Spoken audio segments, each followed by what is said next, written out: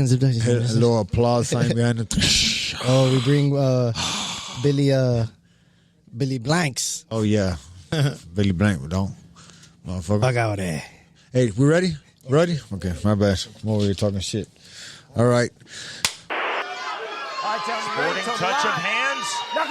Round number 1. There's that fast start. And that is the fastest knockout in bare knuckle fighting championship. K-Bomber, no born in the Bronx, raised in Dade.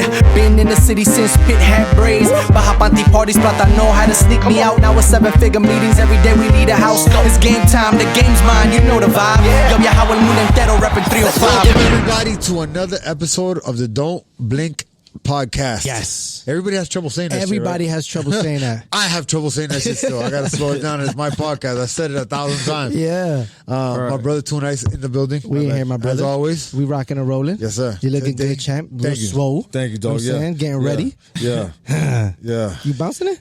Yeah. Hey, we got Kenny Brooks, funny salesman in the building. Yes. My brother Kenny. How we doing? Thank you so much for joining us, man. I appreciate it. It's truly a pleasure and truly an honor, dog, to have you on the show. Hey, I appreciate it. Yeah, I've gotten a chance to hang out with Kenny since he's been here, like a couple Few days. Yeah, maybe like a total of like 2 hours put together. You know what I mean? But we vibe. You know what I mean? I really like Kenny's style and I like his story, man. Yeah, hell yeah. I seen him. He's been running around Miami with all the movers and shakers. It's only right. It's only right. Yeah. You seen him with the Monster and Dana Brooke. You feel me? You feel me? You seen him pulling up to that OID truck. You feel me? Yeah. He knows. You gotta. He fucks with the right people. Yeah. The conglomerate's the conglomerate. Kenny, my brother, man, we like to Don't Blink. We like to shine the mic on you, brother, and let us know your story from the beginning. Like, born and raised. Right. Yeah. Well, first and foremost, I'm from Detroit, Michigan. Okay. Let's go.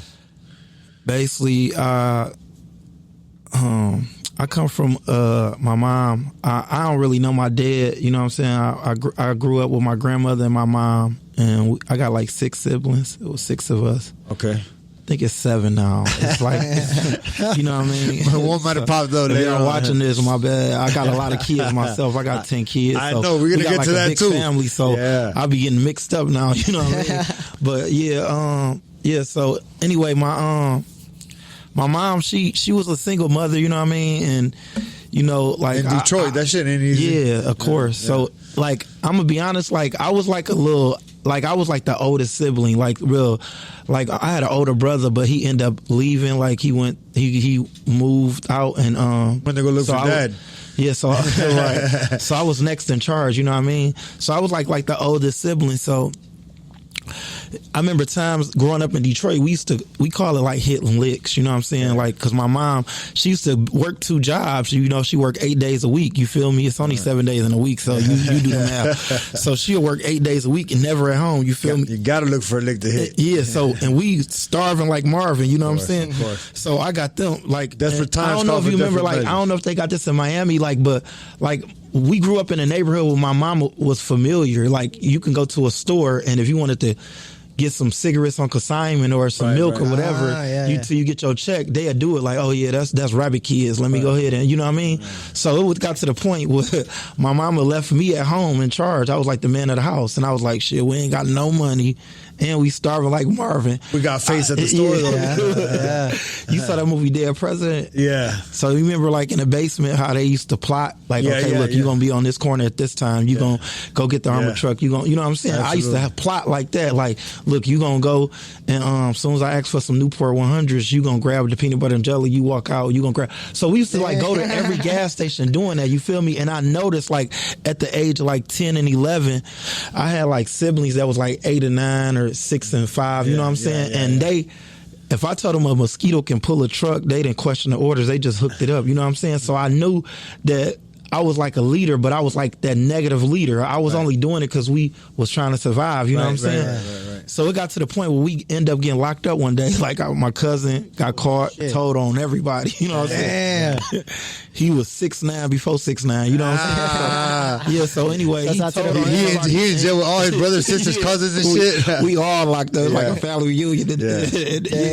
So anyway, of course, my mom was tripping, you know what I'm saying? She had to bail us out of jail and everything. And we was like in juvenile, you know what I'm saying? We was young, like underage, but she ended up getting like a ticket, you know what I'm saying? Because like she was responsible for us. So anyway, I remember like 2 weeks later, I grew like, I was like 12 years old, and I went from like 4'9" to like 5'5", 5'6". You know, I grew like 6 or 7 inches like overnight. You feel me? So I was like, dang, this is my big break. I can go play basketball now. You know what I'm saying? Like, it's funny, like being from like the hood, we think that we only can make it out by being a rapper or a basketball athlete. You know what I'm saying? Not even basketball, football, baseball, whatever. You know what I'm saying? A sport. You know what I mean? So I remember going to school, and I had these shoes. I couldn't even pronounce them. That's how bad they was. I had some shoes from like Payless. It was like some XJ900s. I had those. Wings or something. Yeah, so I remember like playing basketball, and like I had some slip and slide records before Trick Daddy. Like I slid out the gym into the lunchroom. Like they was roasting me. You feel me? So I remember like being humiliated. I quit and everything. And what's crazy is that I don't even think I was going to get picked up for the basketball team because I couldn't really showcase my talent because I was slipping and sliding these shoes. Because of shoes. Yeah, so I remember coming home crying, and I remember I told my mom, I was like, I asked her could she give me some shoes, and she said she couldn't afford it.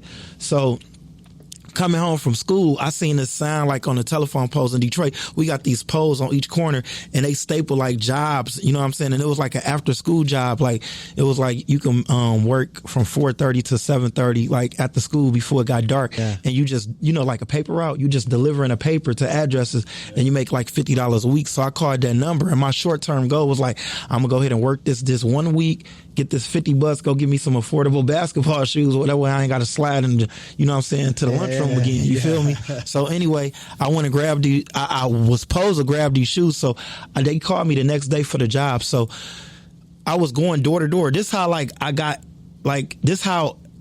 introduced to the door to door world. You know what I'm saying? This how the salesman was born. So this how it happened. So anyway, I remember so it was me and my coworker. Of course, we couldn't work Detroit because, you know, that's the hood. You can't. Yeah, you can't just walk around. Yeah, we was working predominantly. We was working like the suburbs of Michigan. You know what I'm saying? Ain't nobody gonna buy shit. Yeah, exactly. They gonna stick you up or whatever. You know what I mean? So anyway, so me and my coworker, we both was like 11, 12 years old. We both was from Detroit. You know what I'm saying? So we working like predominantly white, middle class, upper people. You know what I'm saying?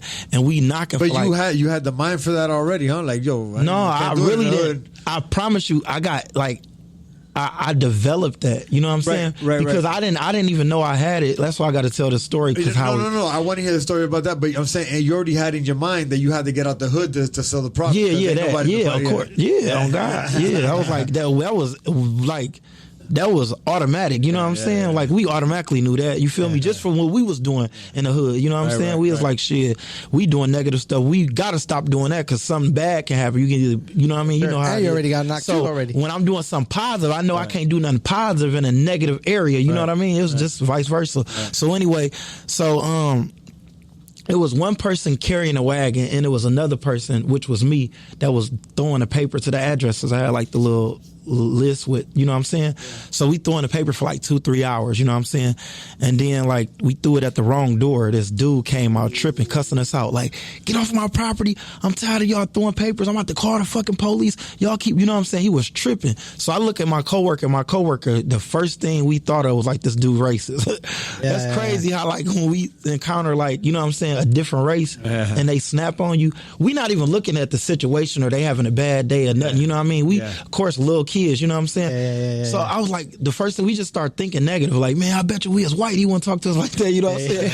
And then my friend was ready to fight him, and I was like, no, I got this. So I promise you, I said this one little line, and I use this still to this day, like when I'm doing like my skits and stuff. I was like, sir, you got kids? He was like, yeah. I was like, if 2 of your kids was playing and one broke the glass, you wouldn't spank both of them, right? He was like, no. I was like, well, you shouldn't spank us for the bad performance. Let me just call my stupid visor, and then he started busting out laughing, and we end up upgrading like Beyonce. Won him over. So yeah, he went from like cussing us out to like getting a whole year subscription. So my coworker, he went in like after we got off work and told like our manager like, oh, you should have seen what Kenny did, you know what I'm saying? And they made me like a salesperson. Like I went from a paper boy to like a direct seller, you know what I'm saying? Wow. While I'm knocking on doors. So I went from making like $50 a week off of a salary to making commission. You know what I'm saying? And commission is, I don't know if you know, like in the sales world, but commission, what I love about commission is that it ain't no ceiling of your income. You know what I'm saying? You can go from Welfare to Rockefeller. Because here it is, I went from making $50 a week, you know what I'm saying, like salary. And when I did that job, I was making like $300-400 a week at 12 years old. I was making more than my mom. You feel me? And it's crazy because I remember when I first told her I was going door to door, she was like, "Boy, you ain't about to knock on nobody's door.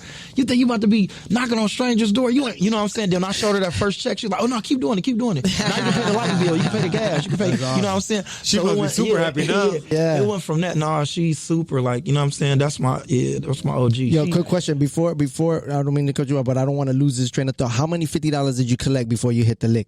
Before you switched over to the I didn't even get a chance. Yes. Matter of fact, I think I got 1 week. That week, I worked 1 week.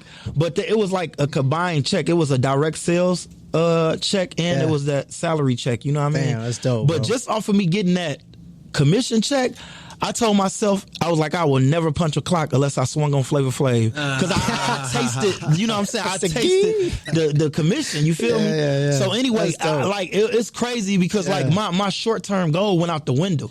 Like I ain't even get the shoes, you know what I'm saying? I went from like working to get some shoes to like, I did that for like 2 years, you know what I'm saying? I did that from like 12 to 14. Then when I turned 14, I grew like another like 5 or 6 inches. I was like 6 feet, 6'1". So then I took basketball serious and I stopped doing that and I started playing basketball up until like I was like 17, 18, like my senior year. That's when my grandmother passed away. So when she passed away, I dropped out my senior year and I was like depressed, you know what I'm saying? Because when she passed, like when she left, like a part of me left, she was like my inspiration, you know what I'm saying? Yeah. She was like the backbone to the family, you know what I mean? So when she left, I was like depressed and everything. I didn't want to go to school. I didn't want to play basketball, do sales, none of that.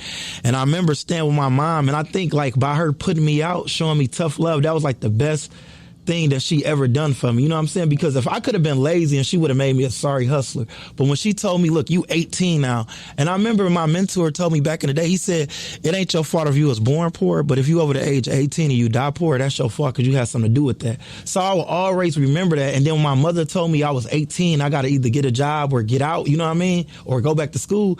And I didn't want to do none of those, you know what I'm saying? That's what really like molded me into the person I am, you know what I'm saying? Because that made me tougher than Viagra, you know what I'm saying? Like I was stronger than the Holy Ghost. So when I started back going door to door, I already knew my purpose, you know what I'm saying? Because I got put out by my mother, you know what I'm saying? So I was like, I was hopeful. What were you selling at the time? At 18, when you moved out, what was the first thing that you started? I was selling a cleaner product that I went viral, you know what I'm saying? Get out of here, dog. Yeah. So you've been messing with the cleaning product since the beginning yourself. Because the commission, there was good commission.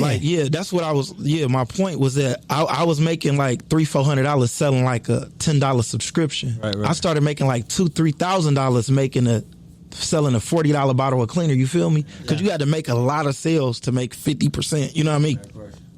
So anyway, so she put me out, and what's crazy is that before I even did the door-to-door, I started like living house to house. I was staying with my aunties, uncles, cousins, brothers, you know what I'm saying? I even tried to sell drugs for like a couple of days. That didn't work out. I worked at Burger King for like 30 minutes. That didn't work out, you know what I'm saying? And then I was like, you know what? I got to do something with my life. And then I remember my older brother, shout out Tank, my older brother, he reached out to me. He's like, hey, bro, remember that job you was doing when you was like 14 selling a newspaper door-to-door? He was like, man, I heard about this job where you travel state to state selling a cleaner product. One of my friends doing it right now. He just made like $1,000 his first week. I'm like, what? I was like, let's do it. You know what I'm saying? Because I ain't had nothing else to do. You feel me? I was like, I done tried everything else. So I remember we end up catching a Greyhound bus for like 2-3 days to Minnesota. You feel me? And I remember my first week, I told myself on that Greyhound, I said, man, this the brokest I'm ever be. I ain't never going to feel like this again. You know what I'm saying? Yeah. So I already knew when I got there, I was going to ask a lot of questions. I was going to, soak up knowledge and just be myself. You know what I'm saying? Because I already had the sales experience. Like when I was 12 years old, one thing that I learned going door to door at 12 years old was confidence. I wasn't scared to talk to people. And I brought out my personality at an early age. You know what I'm saying? So I knew I had that automatically. Now, when I was 18, I was like, I'm broke. I'm grown now, you feel me? I got to start my foundation now, you feel me? So I remember like talking to the guy that hired me. He was the owner of the company. He was the first black millionaire I ever met, you know what I'm saying? And I was inspired. I'm like, damn, just a millionaire I get to talk to every day. So I remember asking him, I was like, hey, how do you become a millionaire? And he told me like, you know what I'm saying? how much money you got to make a week, how much money you got to make in a month, how much money you got to make a year. Then he told me, like, you got to invest in yourself. You know what I'm saying? It ain't how much money you make, it's how much you save. You know what I'm saying? Your habits depend on your future. He just broke everything down to me like a transmission. So I remember my first week, you feel me? I made like $800, you know what I'm saying? And I didn't even work a full week. I worked like a half a week. So out of that $800, I spent like $400 on like books. I went to Barnes and Nobles and I just started buying like self-help books and salesman books. My first book was like Think and Grow Rich by Napoleon Hill. Then I read How to Win Friends, Influence People. And then the book that set it off for me was Rich Dad, Poor Dad by Robert Kiyosaki. Once I read them books, I was like on top of the world. You feel me? That's when I started beating everybody in sales. Like I became like the top salesperson. You feel me? So I came in the game like 2004. You feel me? So I fast forward to 2009. This is how the viral video happened. So I was like the top salesperson for like 5 years straight. I'm talking about when I mean top salesman, I was beating everybody. You know what I'm saying? Like they couldn't believe company, it. they couldn't even believe it. Out of 100 some people, I was like the number one seller. I won like salesman of the year, salesman of the month, salesman of the week. I was just beating everybody. You feel me? Until this one particular day. So I fast forward from 2004 when I came in the game to like 2009. Nobody beat me. And then this one day, this dude, shout out to Chris Amon, he was Indian. What's crazy is that black people, we don't know nationalities. Like if you can move the mic out. You me, can move the mic out. You can move the mic front a little bit. Yeah. Yeah. I feel like, man, I'm stiff. Because you like move it out. Move it out a little bit. Right here. I can't even move. Yeah. Move it out more if you want. Move it out more because you projecting your voice. I'm on podcast. You can't. Yeah. Okay. Y'all got the adjustable thing going. Okay. Y'all got the little Nike stand. I like that. Yeah. Tiger Woods on it. Okay. So right. So yeah. So what's crazy is that I was beating everybody, right? And then this one guy, his name Chris, he worked the Indian reservation, right? So what's crazy is that this day he never what's crazy when I was beating people so bad they didn't even talk to me. You know what I'm saying? Yeah. Like like when you make money, you got haters, you got jealousy, you got envy, you got all of that. You know what I'm saying? That's when you know you're doing good. Exactly. That's facts. Yeah. But that's when I started seeing it, you know what I'm saying, firsthand, you know what I'm saying, by your own peers and associates. So anyway, this one day he came and asked me how many sales I had. And I'm like, bro, this dude don't even talk to me. He never asked me how many sales I had. I said, man, you must have had a good day, man, because you never asked me nothing. You know what I'm saying? You probably don't even know my name, Kenny. You know what I'm saying? So anyway, he was like, yeah, I had a good day. I had 40-some sales. I'm like, oh, that's good, man. I was like, I had a slow day. I had like 25. And then he started talking crazy to me, you know what I'm saying? Like, I finally beat the GOAT. Yeah, you ain't the best. You could be beat too, you know what I'm saying? They thinking you Michael Jordan around. Like, he just started talking. Yeah. So, like, in the company, we got paid 3 ways. We got paid off of bonuses. Like, the company had bonuses for, like, the highest salesperson, the highest trainee, the person that can train somebody how to sell. You've been one that a couple times. Yeah, so I was killing it. You know, I was making a killing out of machine gun, just raping them off of that. You know what I'm saying?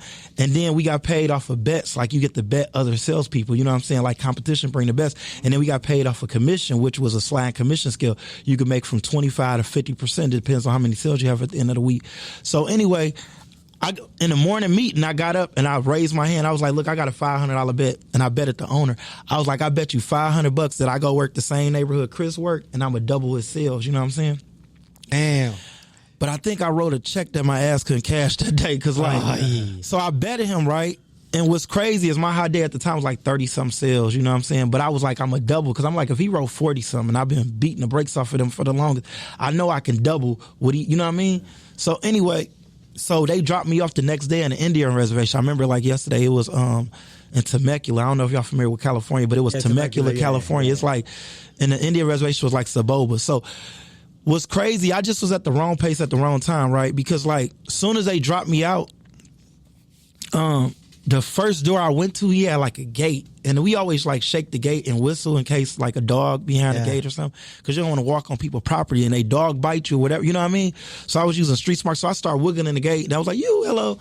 And then dude was on the side washing his car, and the first thing he said, he's like, get the fuck off my property before I blow your head off. Oh my. And when I tell you, like, okay, I'm from Detroit, and I done seen guns a lot of times, but I ain't never had nobody like just come out like that raw, you feel me? So I like hesitate. I was like, all right, well, we gonna see around like a donut. Like I still was like kind of being funny, and he got mad. He's like, oh, you think I'm playing with you? And he went in his car and grabbed his gun, and he started following me with his gun. True story, right? So as he following me, right, I done left his gate. Now I'm walking towards the street now, but he studied. I heard the gate open. I look back, like I look like a little hezzy, like. and I seen him following me from the corner of my eye. So I jumped on the phone, called my manager. Now this like November 2009. You feel me? This like 13 years ago. Anyway, make a long story short.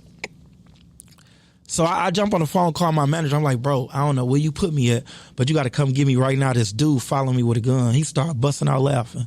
He was like, wait, is this Kenny Brooks, the one and only, the one that was selling all the tickets in the meeting? God. He was like, ain't you from Detroit? He was like, wait, you seen guns pulled all the time. You mean to tell me you can't? He was like, bro, you just made a big bet. I was like, bro, I don't care about no bet. This dude following me with a gun. Like, can you come get me and move me on the other side? I ain't saying I quit, but just come get me. In Detroit, they pull out guns. I'm in the house. I can't be in the house, right? You know what I'm saying? So anyway, he was like, man, I'm like 15 minutes away. I'm dropping out the rest of your people. I'm about to make my way back over there. He was like, when you get off the phone with me, if he's still following you, just call the police. So as soon as I hung up the phone, I looked back. Dude must have thought I was already on the phone with the police. So he started walking back towards his house. So I see like a school on the other side of the street. So I started walking towards the school because I seen like kids out doing recess. Yeah. And I'm like, I'm about to use my street smarts now. I'm about to walk towards the school because if he tries something else, he ain't about to smoke me in front of no kids. You feel me? Right, so right.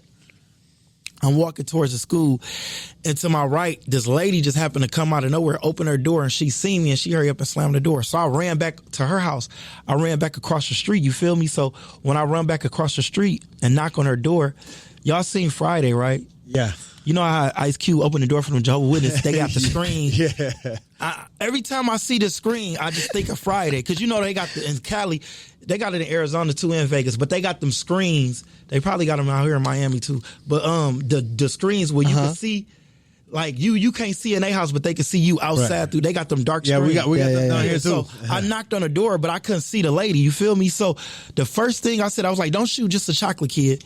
She was like, "Is you dark chocolate or light chocolate?" I'm like, "What the hell? This a chocolate competition?" I said, "I'm dark chocolate." She was like, "Wait, you dark chocolate like African American?" I'm like, "Yes, ma'am." She was like, "Oh my God, what are you doing in this neighborhood?" She was like, "I'm surprised one of my nephews ain't terrorized you yet." So I'm like, "Oh shoot." So I'm like, that must be her nephew. Yeah. After that, I was like put two to two together. So I had thought real fast. I said, well, I'm out here selling good looks, charming personality. So I started trying to pitch her. You feel me? She's like, wait, you trying to sell me something? She's like, boy, come on in. And then she started walking with her like stick. That's when I found out she was blind. You know what I'm saying? She was walking with like her stick like real slow. So as soon as I get in her house and stuff, she was like, what are you doing out here? Then she started telling me that it was like a war. She was like, you in the middle of a war? She was like, it's a black gang. I forgot the name of the gang, but it was a black gang that was beefing with the Indian gang. And I guess the black gang leader came over to the Indian reservation the day before and murdered the Indian gang leader. So they on and you out here the next day trying to sell shit. Day, I'm trying to sell something and I'm black. You feel me? So they like, oh, we not going for none of that. You feel me? So she started explaining. She was like, you need to get up out of here. She was like, so what you selling again? And I was like, she was like, how many bottles you got on it? And before I could say anything, she said, look, can you promise me one thing? I was like, what's that? She was like, can you promise me that if I buy these 4 bottles off you, can you call someone to pick you up? Because I'm not going to let you leave out my house until they come pick you up in front of my house. I was like, all right, cool. So she bought the 4 bottles, you feel me? So I called my manager back because at the time, it's like 15 minutes and past. Yeah, he's like, still waiting for you. Yeah. You feel me? So I call him and he's like, I'm pulling up right now. So I go to the front door and I see him pulling in, you feel me? So as soon as I walk outside her, I'm talking about as soon as I get in front of her house, bro, like 5 4-wheelers just cut me off, like surrounded me.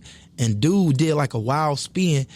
And like when he did, like he pressed on his brake. You know how you burn rubber, like trying to show out, like, and he did a real like twist and like this big ass sword, like the axe, like felt like flew off his bike. You know what I'm saying? And the bike flipped over and he jumped up and he grabbed his gun. He's like, you just made me fuck my bike up. He was like, you thought I was playing? Didn't I tell you? It was the same dude that pulled a gun on me. He was like, didn't I tell you to leave my neighborhood like I go? You thought I was playing? He was like, my brother about to pull up in this brown Native Pride truck. If you don't get in, I'm gonna blow your head off, right? So what's crazy, right?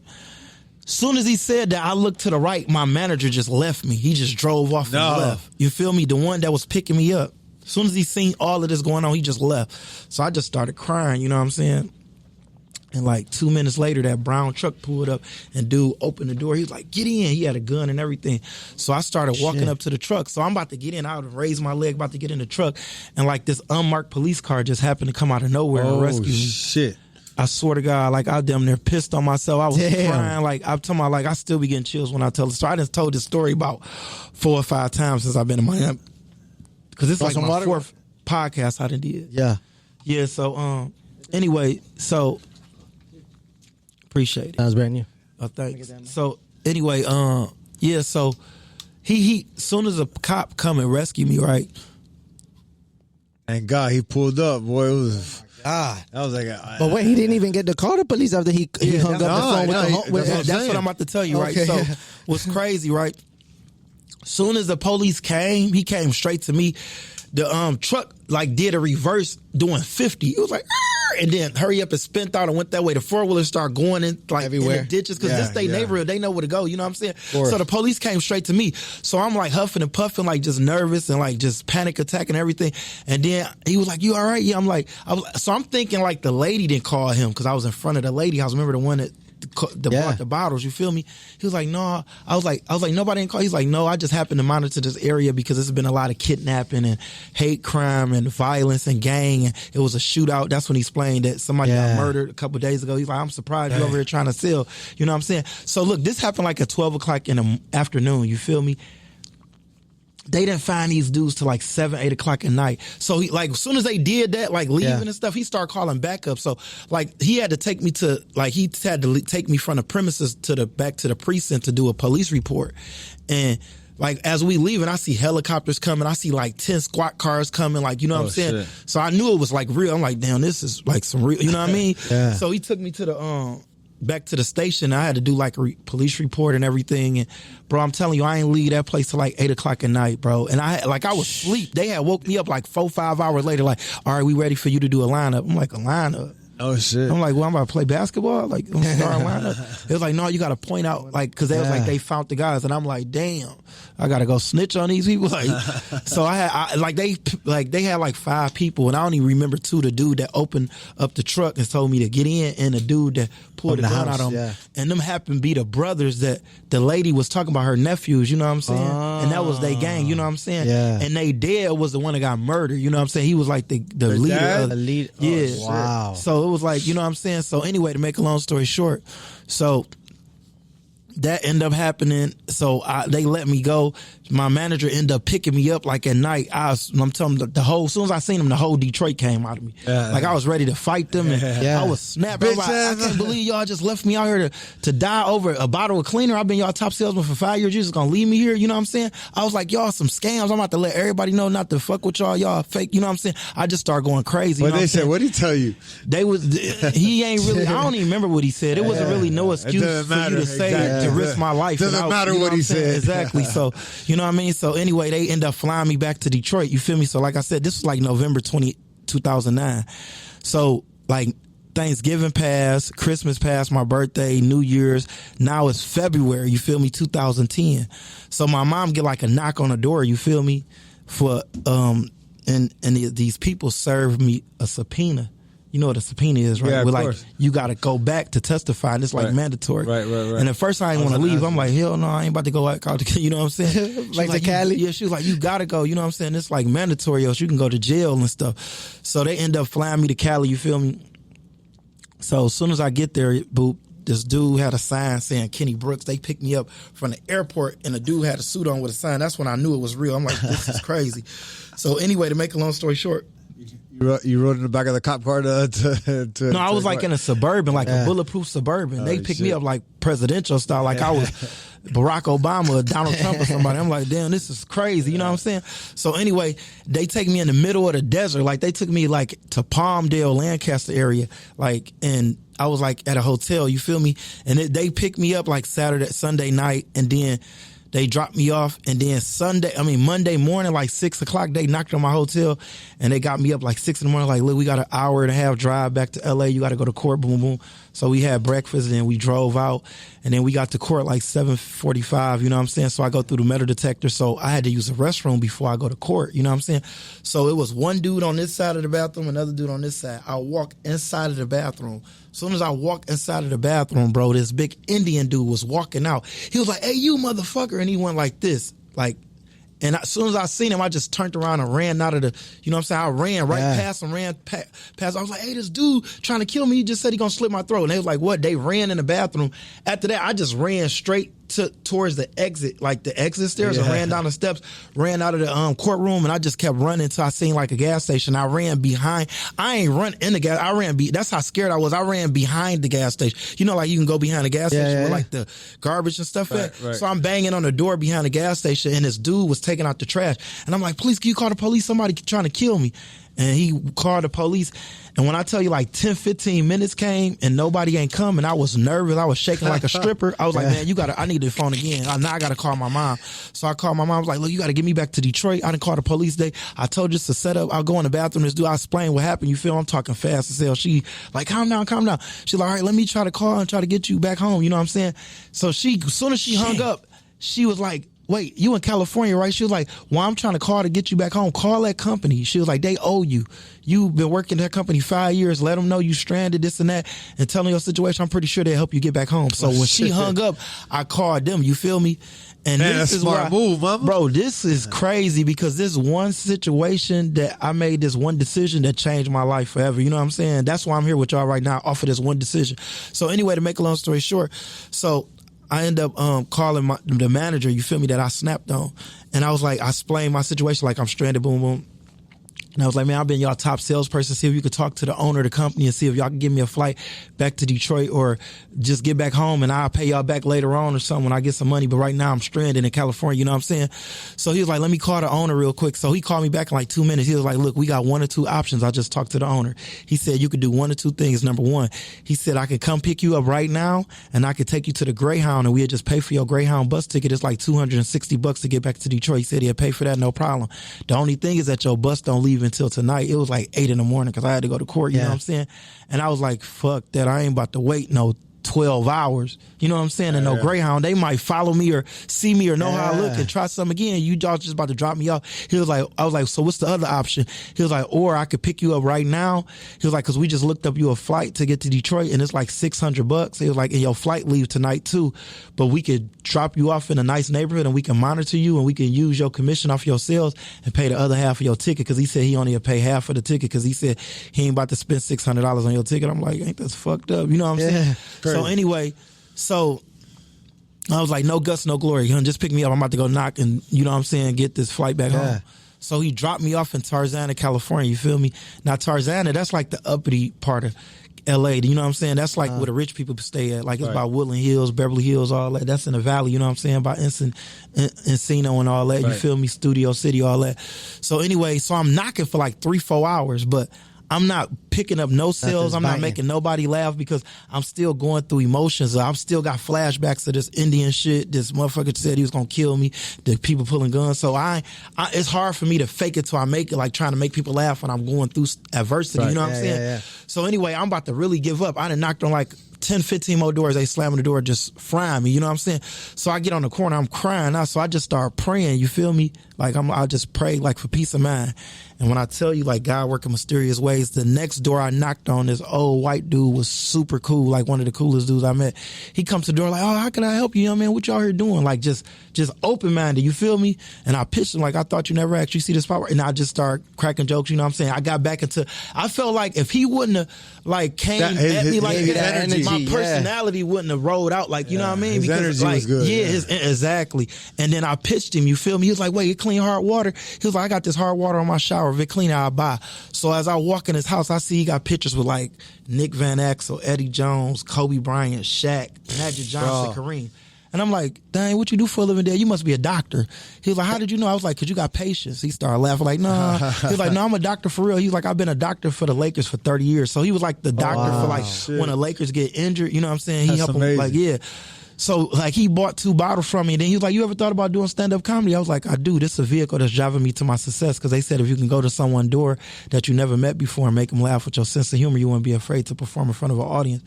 He was like, that's dope. He was like, you know Jamie Foxx there across the street, right? I'm like, what?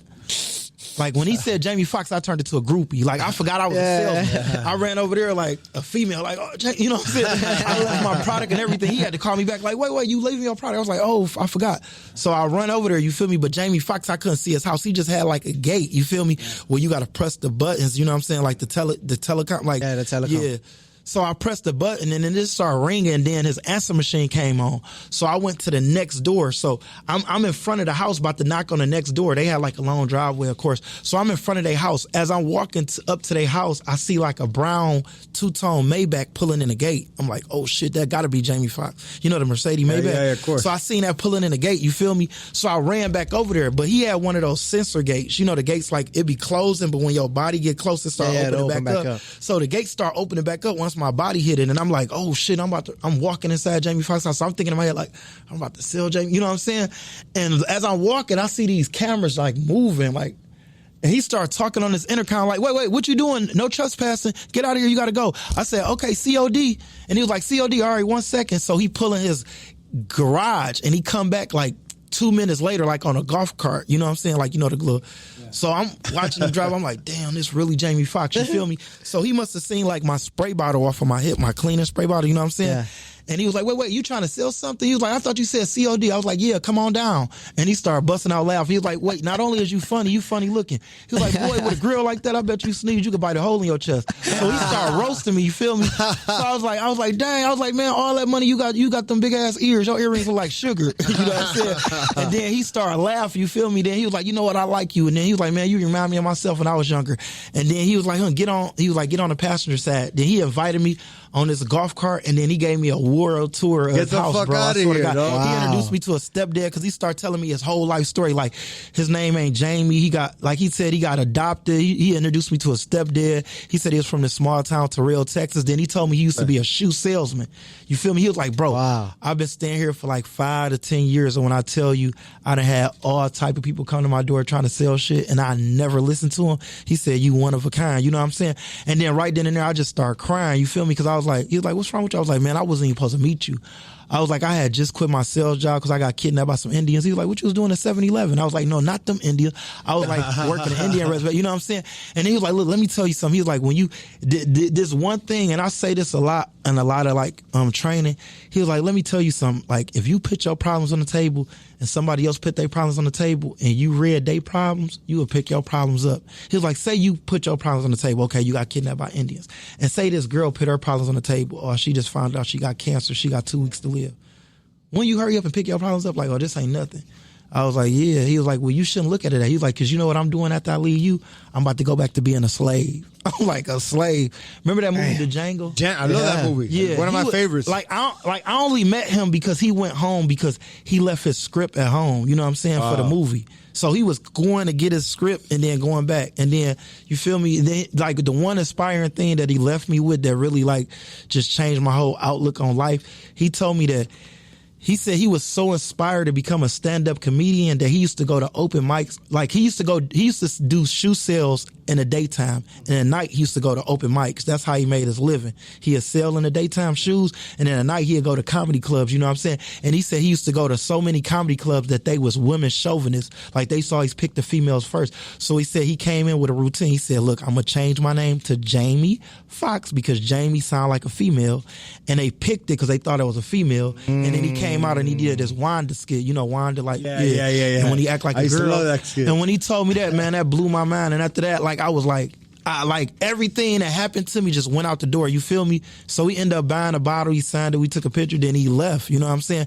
And then the next door I went to, the lady came to the door with the camcorder. I was like, I'm gonna be quick like Nestle, beat it like Michael Jackson. That's why your neighbors are reminding him of Nicolas Cage, because I'm going to 60 seconds. And that's how Funny Salesman was created. Just off of that. No, yeah, but so let's get into that one though. So the very next door you go knock on is Jamie Foxx. You go to this lady. This lady comes out holding a camera because she thought you were. Yeah. So it was crazy, right? So she recorded me, right? This happened 2010, like February, right? You can do the research. You can look up when Django came out. It came out 2011, but they filmed it 2010. Anyway, so can you imagine, right?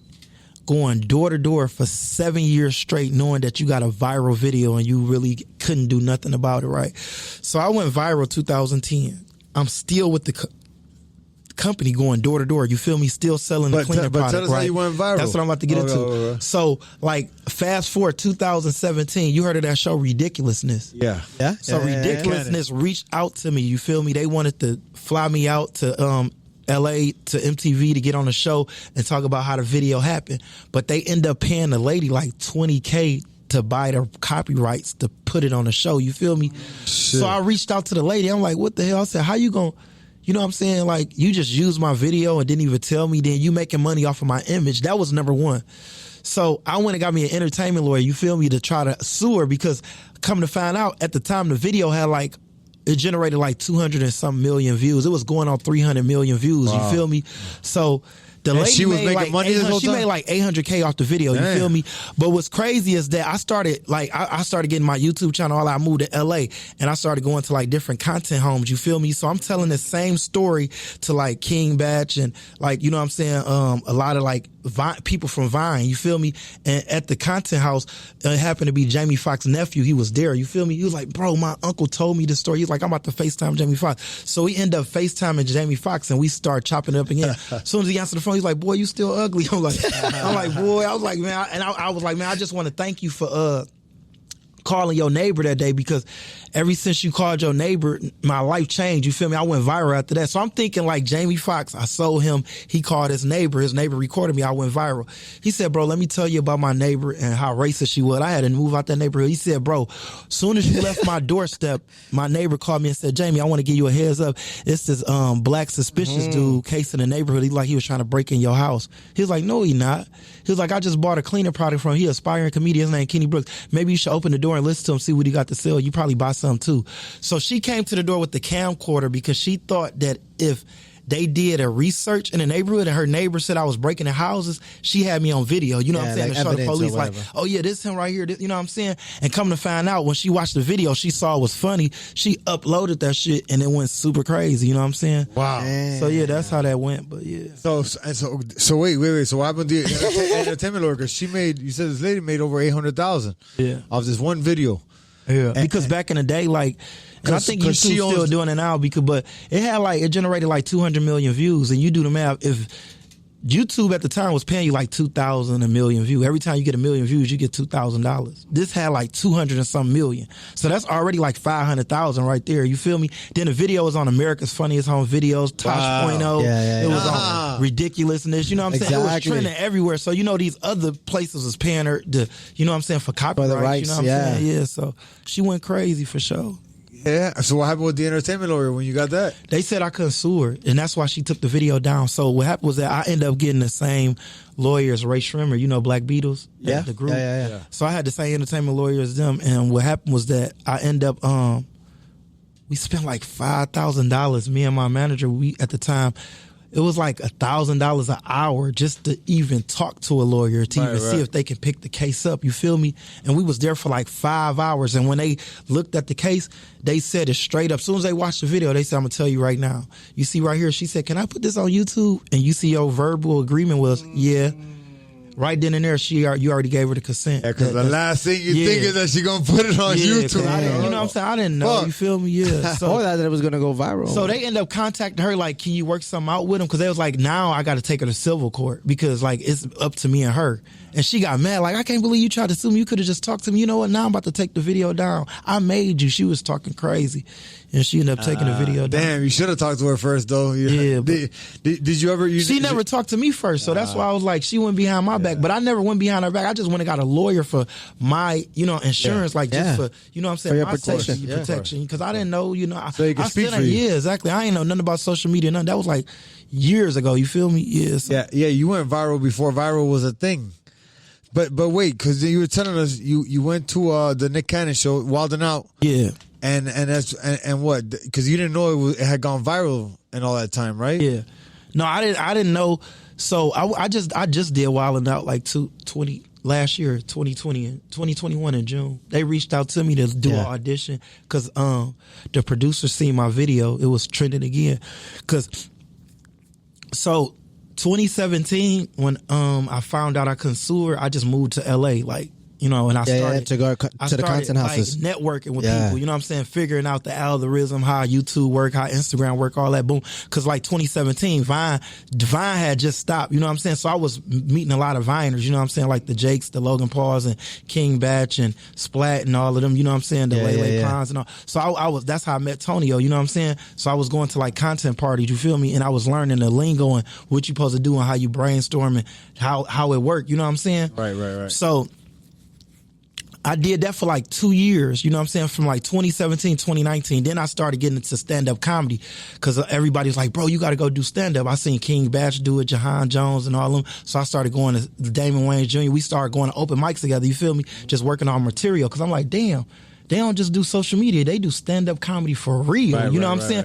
And then a lot of them, they was like Kevin Hart protege. So they was like, Kevin Hart told me straight up that this is how, okay, social media is a whole nother world, but stand-up, that's the real deal, Holyfield. You got to really get into that when you tap in, you know what I'm saying? So I did stand-up from like 2019 to like 2020, the end of 21. I mean, the end of 2020, like the beginning of 21. And then that's it was when, hard in 2020 because of the COVID and all right? that, you know what I'm saying? But I did it. The comedy club I went to, shout out to Marty Comedy Club. It was on Sunset Boulevard in LA. His place ended up closing down, you feel me, when the pandemic hit. You feel me? So I was going there a lot, you know what I'm saying, doing open mics and stuff. And then, like, I did that to, like, the beginning of 2021. And then, like, that summer, that's when Nick Cannon reached out to me to do Wildin' Out season 16. Shout out to Nick Cannon, too. Shout out to Nick Cannon. Hey, and that whole time you was selling the product still or no? Yeah. I stopped, like, 2020. It's like 2019, that's when I completely stopped and I started doing Pink Miracle, my own stuff. You know what I'm saying? Shout out to Pink Miracle, We killing them right now. Nice. So you took the product and put your own label on it. Yeah, so what happened, like 2017, I came out with Do It Fluid. It was my product. It had my face on it. Nice. My business partner, shout out to Donald Davis and Mr. Nathan T. Edwards, they helped me brand that, you feel me? And I still was like running a sales company. Yeah. But I was like, I can't do that if I want to like build my brand, you know what I'm saying? Because I gotta go here and do speaking gigs. I gotta go do skits. I gotta do, you know what I'm saying? I want to do stand-up comedy. I can't be on a crew where they want my attention 24/7. So that ended up not working out. So then I fully got involved with branding, my funny salesman and everything like 2019. That's when I got back with my kid's mom, which is my wife now. Shout out to Jasmine. And she was like, look, you got to pursue that. 5 more kids. Yeah, we just had a newborn. That's it. Really? Yeah, but I got 10 kids, though. That was my 10th one. You know what I'm saying? But we already had 3 at the time, so we got 4. Yeah, together and all together as the Brady Bunch, we got 10. Wow. That's awesome. God bless y'all, bro. Hell yeah. Hey, so what happened to stand-up comedy? After the Nick Cannon show, after Wildin' Out, you stopped? Yeah, I stopped doing it because I'm going to be honest with you, I ain't going to lie, like, reason why I want to do it now because it's challenging, you know what I'm saying? Because I felt like stand-up comedy got the best of me, you know what I'm saying? I only opened up for like 2 people, and then it was COVID going on, and then it was like, you know what I'm saying, it was confusing you, what you got to be, you know what I'm saying? Remember what they called it back in the day when COVID hit? You got to be, well, you can't be around people. Social distancing. Yeah, you had to do that. So I'm like, how we going to do stand-up and it's social distancing? It just was at the wrong place at the wrong time, but I really didn't really give my best, though, you know what I'm saying? Yeah. Like when I do my skits, I really put all into it, you know what I'm saying? So I know if I put all into it like I do my skits with stand-up, I would have became brilliant, you know what I'm saying? It's just that I didn't put a lot of time into it because one thing about stand-up, I wasn't really making money. I got kids to feed, you know what I'm saying? I got kids, they love eating, I like feeding them, so I was like, fuck that. If I ain't getting the bag right now where I'm about to go open up for somebody or I'm about to be headline somebody and I'm only going to open mics and that costs money to still survive, fuck stand-up right now, you know what I'm saying? Yeah. So it was like kind of hard, and then I really ain't, like, it ain't really, I don't know, stand-up comedy was really kind of hard for me, to be honest, just to sum it all up, because open mics, it's hard to make other comedians laugh. It's like you in competition with them. Like when I go open up for a real audience, that's different because they hearing your jokes, they don't know you, they're ready for you. But when you got other comedians that know you, they be like, I heard that shit already, I ain't laugh. You know what I'm saying? Because they feel like if they laugh, you better than them. And then if the producer see they laugh at your shit, they be like, oh, let's pick him for the show. They you know what I mean? It's shit like, it's a lot of politics come with it, you know what I mean? So big competition. competition in that world, I bet, man, because it's not too big of a world. Yeah, but no, I'm definitely going back, though. I got to. That's like on my bucket list. I got to, you feel me? Yeah, and you energized now, you know what I mean? Now you can circle back around, you know what I'm saying? The funds is there now so you can even do comedy, and you good at it. You don't make me crack up right now like 100 times. Right. Yeah, you quick with the one-liners. Yeah. So what you putting all your energy into these days? Making content and your product? Most of my energy, I'm writing a TV show called Door to Door Chronicles. Oh, let's go. Yeah, so that's like one of my big goals right now is to get that off the ground, you know what I'm saying? Because it's like a real, true event, and it's like I turned pain into laughter. Because I went through a lot of adversity, because you got to understand, I did door-to-door sales for 15 years, you know what I'm saying? Yeah. So I got a lot of stories with 15 years of going door, you know what I mean? Right. So, and like all the way from the Indian kidnapper to the Jamie Foxx, that's in a story. I got another one called Suicide, another one called How I Met Logan, another one, the N-word. I worked the racist time where they ain't like black people do, called me out my name, and I sold him, you feel me? Like I sold him, he ain't even... Damn, for real? He didn't even like me, you feel me? Like if he would have had a gun, he probably would have blew my head off. But he bought the product. That's what was so... It shocked me still to this day talking about it. Yeah, knocked on dude's door. He was like, "Get off my porch, nigga." I said, "What that nigga at? You owe me $5." He started busting out laughing. And I end up selling him a bottle. True story, I swear to God. Yeah. So yeah, it's like I'm writing that, and like I got like a lot of stories that I'm writing, because I know for sure like it's a story USA Today will love, and I've been working on that for like the last 5 years. I just gotta have my format and formula ready so I can present it to like a Netflix or you know what I mean, whoever ready to, you know what I mean, pay me the bread for it. So that's what I've been working on. Also, I'm starting this nonprofit organization with my kids called School of Hard Knock University, where I teach kids how to be entrepreneurs, because I remember at 12 years old I learned how to make money, and I ain't had to steal out of stores or hit licks with my siblings, and that changed my life. You know what I'm saying? So now I got my kids doing the same thing. They selling candy. I got an 11-year-old daughter that make like $1,500 a week. What? Yeah, not every week, but when she go out and sell, she gonna make like $500 to $1,000. But the most she made in 1 week was like $1,500. You know what I'm saying? Yeah, that's awesome. And she 11, and she make more than like grown people that I know. You feel me? So I was like, I gotta teach this class. So I'm gonna have this nonprofit called School of Hard Knock University. I'm working on that. You know what I'm saying? But what I've been doing, I just been being busy. You know what I'm saying? Like just grinding. You know, like doing podcasts. I just started my own podcast. Shout out to the Room of Inspiration. Me and my boy. Shout out to Rabbit. Me and Josh. We just started that. So I got that podcast going on. I got my own merch, you know what I'm saying? Funny Salesman. So if you want to hit up some merch, it's funnysalesman.com. I got my sales training course on there. I just came out with 3 books. I got an audio book. I got 150 one-liners. I got a wordplay book, like where, cause like people look at it, they be like, man, you got the personality, you got the one-liner, you the one-liner king, but they don't know that this took years and years of perfecting and studying my craft. Like it was to one point I had 10 notebooks full of jokes, and all I did was just sit in my hotel room listening to Lil Wayne and Eminem and Jay-Z and Looney Tunes and, you know, Toy Story and cartoons, and just as soon as I hear a funny phrase, I brainstorm and write down a one-liner, and I'm using that at the door, you feel me? And I done turned that into a brand, you feel me? So, yeah, he's working on a lot. He's moving and shaking. Nah, I love it. Hell yeah. I know, and he really turned it into a man. So how crazy that it went from you almost being killed and kidnapped. You made it back to Detroit. Then they called you back to go to court, and that's when your whole world changed right there. That's what I say. If they wouldn't have never seen me, I want to see that show, bro. Man, I swear to God, it's gonna be crazy. No, it's gonna be lit. It's true. Hey, we might have you at a cameo or something. That's what I'm saying. Let me play one of. You can play one of the Indians. That's what I'm saying. I was gonna tell you that. Let me be the dude that wants to kidnap you. Oh shit, that's wild, dog. Yeah, man. Right. Congratulations on how far you've come, bro. Man, I appreciate it. Using that to your advantage, because that's a tough situation to be in for sure. Bro, what you got going on now? Like, what you working on? Well, for the rest of the year, almost, right? Because he's working on all of those. So I got a podcast coming up with Joe Rogan, my manager.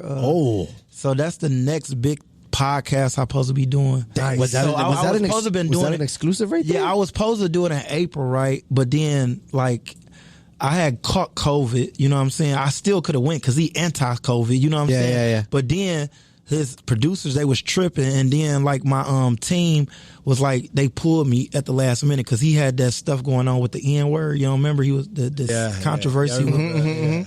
Yeah, so then now my team, I just talked back to him and I was like, hey, we might have you the end of this month. So let's go. Let's see. Let's go. From Don't Blink to Rogan. If you're watching this, man, we in there like somewhere, you know. Let's go. Yeah, talk to him. You're gonna see Joe Rogan buying the product and spraying it on his table and shit. Right. Hey, Kenny, let me ask you a question, man. We ask. This is like show, I think like 97 or 97. 97. Y'all about to hit that honey bun. About to hit the honey bun. About to hit the 2-year anniversary. Exactly. Yes. Let's do it. We've asked every guest this question, man. Oh my God. Do you believe in aliens? Do I believe in aliens? Man. I'm gonna be honest with you. I believe in this, right? See, what you see is not real, and what you don't see, that's what's real. So to sum all that up, I do believe in aliens. Okay. Right. You know what I mean? Okay. Any experience at all? I have an experience. I had a lady rub my face, and she was like, "Thought you was a chocolate alien."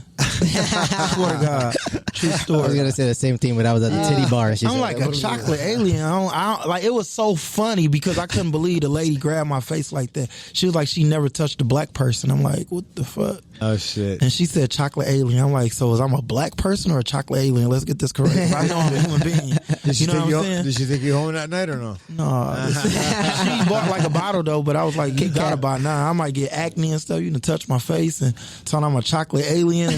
Yeah, but I had somebody call me one, but I ain't never seen. Yeah, like, but I for sure definitely believe them. You know what I'm saying? They somewhere, probably in Mars or on another planet. Some of them here right now. You feel me? Okay. I don't know. Kanye West might be one. I don't know. Nah, I'm just playing. Shout out to Kanye though. Kanye, the industry man, I might gotta be pray for one. him, man. Yeah. He's going through it right now. He needs everybody's prayers, man. Yeah. Well, once you reach a billy, there's different people. There's different things up there. Yeah. Once you reach a billy, That's there's what I'm different. saying. A lot of them billionaires, they know a lot of stuff we don't know. Yeah, there's a lot of different things already. That's that Illuminati. I didn't want to say. They get the news we never hear and shit. Right. That's funny, man, because I knew y'all was gonna bring that up because me and The what? The Illuminati or the alien? What was it? The Bermuda Triangle. Yeah, I never heard of that. I thought that was like a defense for basketball. I'm like, dang, bro, I swear. No, let's God. hit him with the Bermuda Triangle. If I had a brain, I'd be dangerous. When he told me that, I'm like, what is that? I don't know what you got. Oh, wait, you go there and stuff don't come back. I'm like, man. What was the story with the Bermuda Triangle? There was like a plane. Yeah. No, a ton of planes. Yeah, there's been ships, they go and ships, everything been missing from there. It's just That's crazy. Yeah. No, missing and not to be found. That too. Yeah, crazy. That's crazy. Hey, Kenny, man, a younger you watching the show. Don't hit him with a double dose. What gem can you drop on them? You know, motivate them or keep them, make them do the right thing. Oh, head the right way. Yeah, just stay true to yourself. That's number one. You gotta always believe in. The best thing for me is meditation. You want to keep meditation, staying positive. I believe in law of attraction. You know what I mean? Like, shout out to The Secret, Beyond the Secret, Bob Proctor, rest in peace. But I go by that like 100%. You know what I'm saying? Like, if you want your world and your universe to be correct and positive, you gotta push that. You gotta push it, speak into existence. So if you believe in yourself and you always positive and you always uplifting somebody, you know what I'm saying? You're gonna go a long way. You know what I'm saying? Because at the end of the day, some people die at the age of 18. They don't get buried till they 70 because they passed away a long time ago mentally because they don't know they self. Yeah. So if you always, you know what I'm saying, like learning and you always like trying to make someone else's life more easier, then your life gonna be all right. You know what I'm saying? Absolutely. Man, that's a big the gem biggest room is room for improvement. You know what I mean? That's right. Yeah. That was a double right there. Yeah, dropped them. That was nice. My brother Kenny, man, let the people know where they can find you. Yeah, I'm all over the web like a tarantula. So yeah, you can follow me on Instagram, Funny Salesman. You can follow me on Facebook, Funny Salesman, or Kenny Brooks, or TikTok. I got 2 of them. One I got 1.8 million. I'm getting it back. Like, it should be, by the time this come out, I should have it. But that's Funny Salesman 1. Then I got another TikTok account, Funny Salesman. That got like 800K. Then my YouTube channel was The Brooks Show 1. My website is thefunnysalesman.com, thefunnysalesman.com. So yeah, check me out. Moving and shaking. And wait up the podcast. Oh yeah, The Room of Inspiration. It's on Spotify, Apple Music. It's on Spotify and it's on YouTube. Oh, I gotta check it out. The Room of Inspiration. We just dropped 2 episodes. We got episode 1 and 2. The Room of Inspiration. Yeah, I got like 3 celebrity guests. We got Timberland going on there. He's gonna be on there like next week. And then I got my boy Yali, he a rapper. Shout out to Yali. Then I got Dan Rue coming on there. So I got a couple. Dope. And Nice. you're filming that in Detroit? No, we filming in Cali. Okay, nice. Are you reside now in Cali now? Yeah, I stay in well, I'm back and forth. I stay in North Next Hollywood. to Jamie Foxx? Nah, I'm not there yet. I stay in Detroit. Yeah. Yo, and how's Miami been treating you since you've been Miami here? was showing love, man. Yeah, I feel we like can't let you D-Wade, go without talking about Miami. Man, I Talk feel to like him. D-Wade, how he got drafted, man. Like LeBron bring your talents to South Beach. Yeah, exactly. No, they lit out here. I love it. I see you did something with Tonio, man. Tonio was on the show. Yeah, that's my boy. Yeah. Shout out to Tonio. Yeah, shout out to Tonio. That's my guy. He's real smart, real witty with it too. He love y'all. Yeah. He said nothing but good things, bro. He said every time I bring y'all up, like when he just saw the skit, he hit me. The skit I did with y'all. Yeah. He was like, bro, that's the homie, bro. He was like, did he? Up. I was like, yeah. But no, he said that. He said y'all was good people. Yeah, thank you, man. Yeah, shout out to that. Shout out to Tonio Skits. Yeah, man. hell That's yeah. my boy. And yes, and then we did the skit in Only in Dade. Shout out to Only in Dade. Shout out to OID. Shout out to OID. Shout out to Mike too, man. Mike showing love, man. You know, Casual Collabo.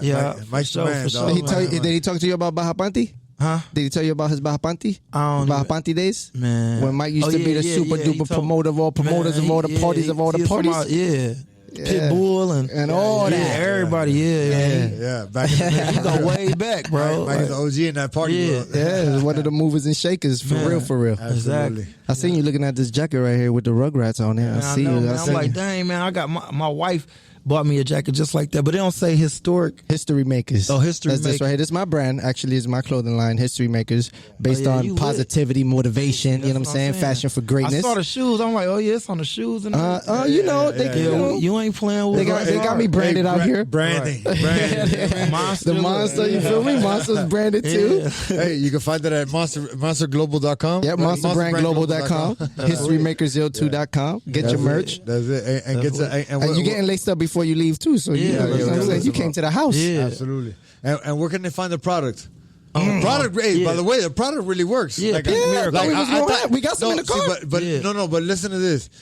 I thought the product was like just like it. No, dog, no. I didn't think You it just was thought a it product. was a skit, like it was Exactly. like I thought the product was water. You know what I mean? Like it was just him. What the product really was. But then he came out. This really got a product. Yeah. And it fucking makes your windows clean, and it gets no streaks and everything. You got to watch this video. Damn, I need some for those 2 windows that are there in the corner. I'll show you after. Dog, it's amazing. I thought it was a joke, but it's not. Damn, we're going to get it. We're going to get it. We're going to go to the website. What's the website? What's the website? No, it's on Amazon. Just Pink Miracle on Amazon. Pink Miracle. Miracle on Amazon. Promo code Don't Blink Podcast. Get on there, get your little 10% off. Let me get that commission. 10% goes straight to the Don't Blink Podcast. Hey, my brother, it's been amazing having you on, man. Yes. Thank you so much for your time, man. Yes, for sure. It was a pleasure, man. Absolutely. Thanks for having me, man. This was a blast. Yeah, anytime you're down here, we would love to have you back on too. Let's do it. Nothing but success to you, brother. I appreciate it. Same here, man. Keep knocking them out, man. So absolutely. You the one hitter quitter, boy. Yeah. I was scared to do a skit with you. I was like, man, let me, man. This dude, They say when in doubt, knock them out. There you that's go. where that dope blink came from. Look, you can't blink. It's true. It's true. You might miss the morning. That's what you. Well, you know what? Now you say that, I was like, what do don't blink mean? Like, you know what I'm saying? I got to come here with patches on my eyes or something. we got binoculars. we got a Don't Blink contest now too. Right after the show, we're gonna film a Don't Blink competition between me and you, Kenny. I got to get hit. Nah, we gotta just Don't Blink. I already lost it. I'm like, I gotta get hit or something. Hey man, listen, Don't Blink podcast Tuesday night 7:30 p.m. Me, the kid, and we got Kenny Brooks in the building. Number 97. Bless Don't Blink podcast today. Thank you so much, bro. I appreciate it. Yes, sir. Peace. Bow. I think me and Two Nights got something great going on. We got some great guests coming up. It's gonna be dope. We got some dope people that already signed up to do it with us, which is great. A lot of people show us love, and it's because we love them back for sure.